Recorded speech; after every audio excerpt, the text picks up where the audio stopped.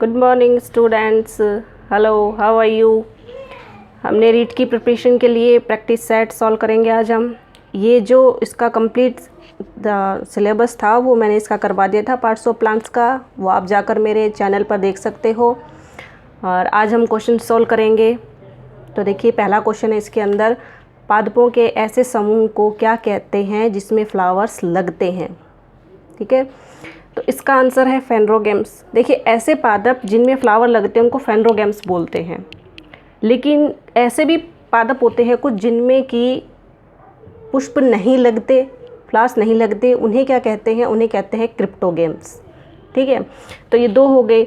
अब ये हमें देखने को मिलता है क्लासिफिकेशन ऑफ प्लांट्स जो हमने पढ़ा था उसके अंदर। देखिए मैं आपको समझाती हूँ। जो हमने प्लांट किंगडम का हम जो पढ़ते हैं क्लासिफिकेशन, वो इस तरह का होता है कुछ। ये है जैसे हमारे पास प्लांट किंगडम।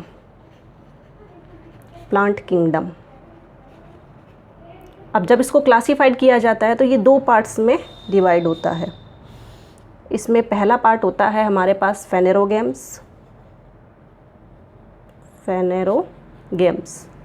और जो इसका दूसरा पार्ट होता है, सेकंड पार्ट, वो होता है क्रिप्टोगेम्स। जो फेनरोगेम्स होते हैं वो फ्लावरिंग प्लांट्स होते हैं। फ्लावरिंग प्लांट्स का मतलब क्या होता है, इनके अंदर फ्लावर लगते हैं, ये फ्लावरिंग होते हैं। लेकिन जो क्रिप्टोगेम्स होते हैं वो नॉन फ्लावरिंग होते हैं। नॉन फ्लावरिंग का मतलब इनके अंदर फ्लावर नहीं लगते हैं। ठीक है, अब इसके आगे जब अपन इसके क्लासिफिकेशन में और आगे देखते हैं तो हम लोग फेनरोगेम्स को दो पार्ट्स में डिवाइड करते हैं। इसमें से पहला पार्ट होता है हमारे पास जिम्नोस्पर्म्स।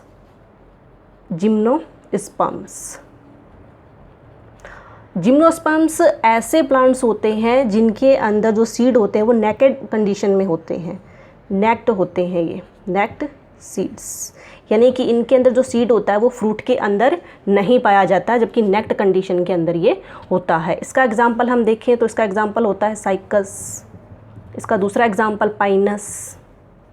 ये दो इसके एग्जांपल होते हैं। जो दूसरा इसके अंदर पार्ट होता है वो होता है एंजियोस्पर्म, इसको बोलते हैं एंजियोस्पर्म। अब देखिए एंजियोस्पर्म क्या होते हैं, क्लोज्ड सीड होते हैं। क्लोज्ड सीड का मतलब क्या होता है, जो इनके सीड होते हैं वो फ्रूट के अंदर होते हैं। जैसे कि इसका एग्जांपल देखिए आप लोग, मैंगो, जो मैंगो का सीड होता है वो पूरे फ्रूट के अंदर कवर होता है। ठीक है, अब जो हम एंजियोस्पर्म्स होते हैं उनको भी आगे फर्दर दो पार्ट्स में डिवाइड करते हैं। ये भी मैंने अपने लेक्चर्स में बताया था। इसमें पहला पार्ट होता है मोनोकोट और दूसरा होता है डाइकोट। मोनोकोट यानी जिसमें एक बीजपत्री होते हैं, डाइकोट यानी जिसके अंदर दो बीजपत्री होते हैं। आगे हम देखते हैं क्रिप्टोगेम्स के अंदर। क्रिप्टोगेम्स को भी हम लोग आगे तीन पार्ट्स में डिवाइड करते हैं। इसमें पहला पार्ट आएगा इसका थैलोफाइटा, और जबकि इसका दूसरा पार्ट होता है ब्रायोफाइटा। इसका तीसरा पार्ट होता है टेरिडोफाइटा।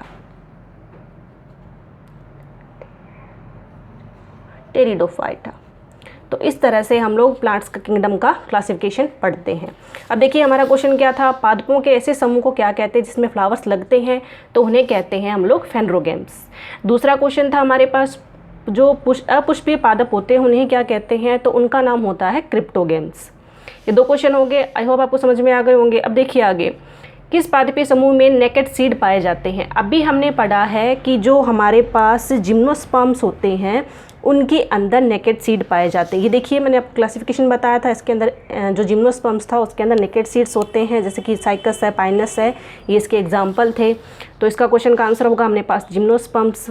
अब देखिए नेक्स्ट क्वेश्चन, कौन से प्रकार के वृक्षों में ब्रांचेज नहीं पाई जाती है। देखिए सभी वृक्षों में ब्रांचेज पाई जाती है, लेकिन कुछ ऐसे भी होते हैं ट्रीज जिनके अंदर नहीं पाई जाएगी ब्रांचेज, उन्हें कहते हैं पाम्स का एग्जाम्पल हमारे पास होता है कोकोनट ट्री। इसका एग्जाम्पल हमारे पास होगा कोकोनट ट्री, जिसके अंदर ब्रांचेज नहीं मिलती है। ठीक है, अब ये देखिए जो इसका क्लासिफिकेशन, हमने जो ट्रीज़ का क्लासिफिकेशन पढ़ा था, इसके अंदर हाइट के अकॉर्डिंग हम लोग प्लांट्स होते हैं उनको तीन पार्ट्स में डिवाइड करते हैं। ठीक है, तो इसके अंदर हमारे पास पहला था प्लांट्स है, उनको उसमें क्लासिफिकेशन था, उसमें था हर्ब्स होती है वो लगभग 3 मीटर से छोटी होती है। ठीक है, 1 मीटर के आसपास होती है। दूसरी हमारे पास थी इसके अंदर श्रुब्स, होती है, ये होती है 1 मीटर लंबी।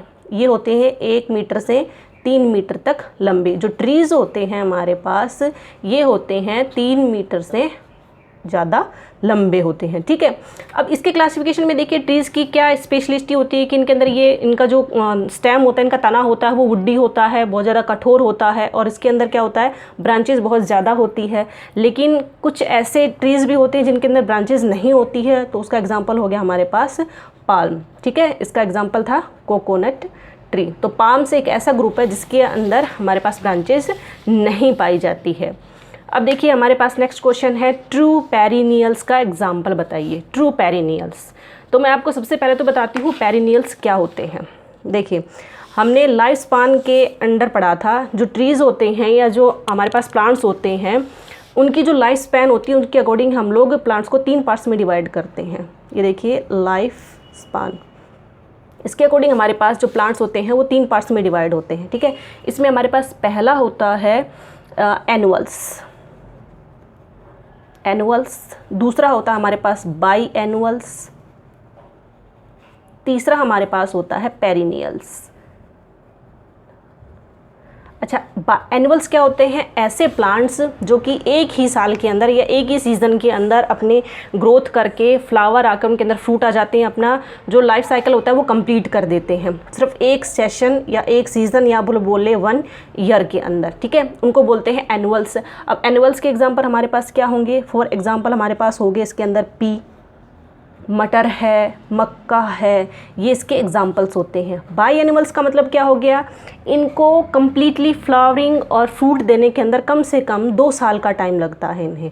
ठीक है, पहले साल ये ग्रोथ करते हैं, मैच्योर होते हैं, मैच्योर होने के बाद ये अपने फर्टिलाइजेशन करके और फ्रूट्स को डेवलप करते हैं।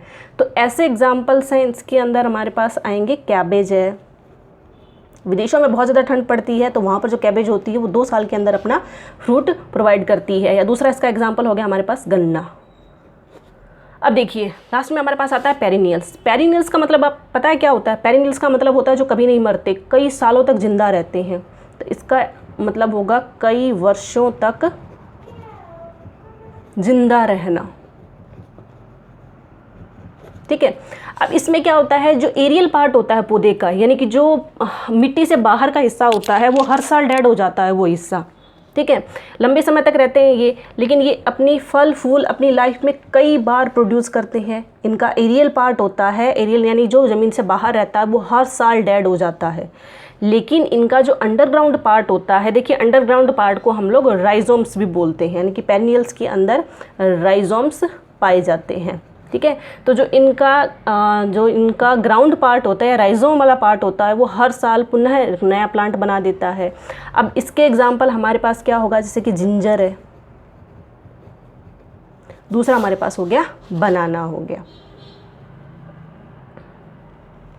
ये क्या करते हैं, इनके बाहर वाले प्लांट अगर जल जाते हैं, रेस्टोरेंट हो जाते हैं, तो इनकी ज़मीन के अंदर इनकी जड़ें या राइजोम्स रह जाती है, जो कि एक नए प्लांट को डेवलप कर देती है। तो ये हो गए पेरिनियल्स। अब ट्रू पेरिनियल्स का एग्जांपल हमारे पास है बनाना।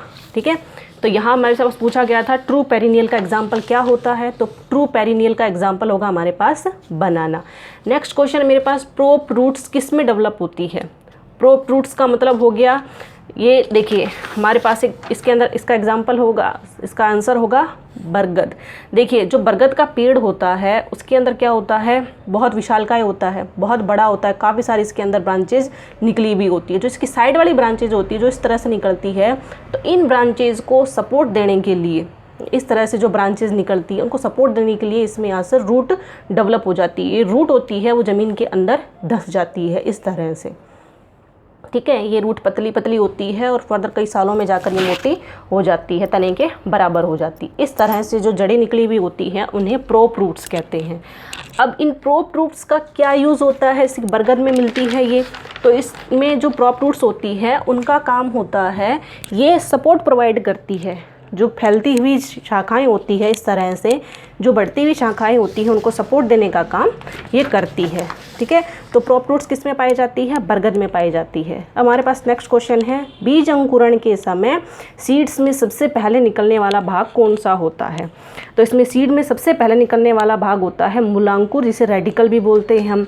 अब देखिए, जो सीड डेवलपमेंट का था वो मैंने आपको कंप्लीट लेक्चर बताया था। इसमें क्या होता है, हमारे पास जो एक सीड होता है इस तरह से, ये हमारे पास सीड है। अब ये ज़मीन के अंदर जब ये इसका जर्मिनेशन होता है, इसके अंदर अंकुरण होता है, तो इसमें क्या होता है, सबसे पहले इस तरह से एक पार्ट निकलता है। ठीक है, इसको बोलते हैं रेडिकल पार्ट। रेडिकल पार्ट क्या होता है? रेडिकल पार्ट रूट को डेवलप करता है। ये प्राइमरी रूट्स होती है जो बाद में सेकेंडरी रूट्स में चेंज हो जाती है, इस तरह से जब पौधा बड़ा हो जाता है तब। और जब ये कुछ और डेवलप होता है तो इसमें से प्लूमूल पार्ट निकलता है, जो कि एरियल पार्ट होता है, ऊपर की तरफ जाता है। ये पार्ट क्या करता है? तने का निर्माण करता है। इसमें स्टेम बनता है, रूट्स यहाँ लीव्स बनती है इससे, और फ्लावरिंग बाद में और फ्रूट्स बनते हैं। तो हमारे पास जब जर्मिनेशन होता है तो दो पार्ट्स बनते हैं। पहला पार्ट होता है उसे हम लोग बोलते हैं मूलांकुर। मूलांकुर जड़ का या मूल का निर्माण करता है, और जो ऊपर की साइड एरियल पार्ट होता है जिससे तना बनता है उसे कहते हैं प्लूमूल या फिर प्रांकुर। ये दो पार्ट इसमें डेवलप होते हैं। तो इसमें बीज अंकुरण के समय सीड में सबसे पहले निकलने वाला भाग था हमारे पास मूलांकुर भाग। अब नेक्स्ट क्वेश्चन हमारे पास, व्रंत या पेट्यूल रहित पर्ण को क्या कहते हैं? तो जो व्रंत रहित पर्ण होती है उसे हम सेसाइल लीफ कहते हैं। अब देखिए, व्रंत रहित लीफ हमारे पास कैसी होती है? व्रंत रहित जो लीफ होती है, इस तरह से स्टेम है, स्टेम के ऊपर ही लगी हुई होती है इस तरह से। जबकि एक जो नॉर्मल लीफ होती है जिसके अंदर जो पेट्यूल पाया जाता है वो इस तरह से होती है। ये हमारे पास तना है, तने से एक छोटा सा पर्णव्रंत निकलेगा और इससे एक लीफ निकलती है। तो ये हमारे पास एक पर्ण व्रंत सहित पत्ती है, और ये व्रंत रहित पत्ती है, इसे बोलते हैं सेसाइल लीफ। तो इसमें हो गया सेसाइल लीफ हमारा आंसर। अब नेक्स्ट हमारे पास क्वेश्चन है, स्टडी ऑफ ग्रास। ग्रास की स्टडी को क्या कहते हैं? तो उसे कहते हैं हम लोग एग्रोस्टोलॉजी। नेक्स्ट हमारे पास फ्रूट का निर्माण किससे होता है, या फिर मैं यहाँ कहूँ ट्रू फ्रूट का निर्माण किससे होता है? तो ट्रू फ्रूट का निर्माण हमारे पास ओवरी से होता है। जबकि जो फॉल्स फ्रूट मिलते हैं हमारे पास, वो फॉल्स फ्रूट है, उनका निर्माण पत्ती, शाखा, तने, इन सभी से हो सकता है। ठीक है, तो फ्रेंड्स मेरे पास ये 10 क्वेश्चंस थे आपके पास। आपको नेक्स्ट और क्वेश्चंस मैं नेक्स्ट उसमें प्रैक्टिस सेट में लेकर आऊँगी। आप ये सॉल्व करिए, और आपको वीडियो पसंद आया हो और आपको यूज़फुल लगा हो तो आप मेरे चैनल को सब्सक्राइब करिए, और अगले प्रैक्टिस सेट के लिए भी आप मुझे सब्सक्राइब कर सकते हैं। ऐसे ही प्रैक्टिस सेट आपके लिए यूज़फुल हो सकते हैं। Thank you.